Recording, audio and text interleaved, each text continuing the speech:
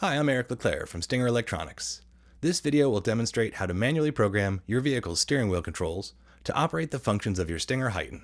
For this programming, the 3 steering wheel control wires need to be connected between your Heigh10 harness and your plug-and-play vehicle harness. With steering wheel control key 1, key 2, and ground connected to their mating wires in the opposite harness, you can now program the steering wheel control buttons using this process. From the Heigh10's home screen, touch the settings icon. Then touch the System Settings icon. Then touch Installer Settings. Then enter the code 0052 and touch OK. Select Advanced Vehicle Settings and then Steering Wheel Control. Now we can see that they're all unprogrammed. Select the first function you want to program and touch OK. Then press the steering wheel button that you want to perform that function. The Heigh10 screen will now show Programmed for that function. Repeat this process with the next button. Press OK.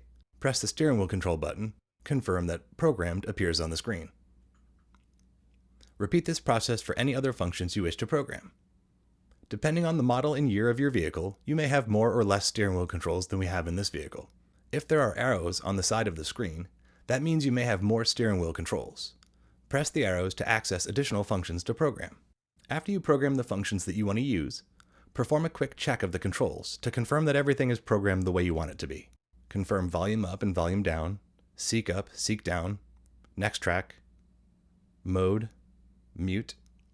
If you need to reprogram any functions, you can do that now. I hope you found this video helpful. Thanks for watching.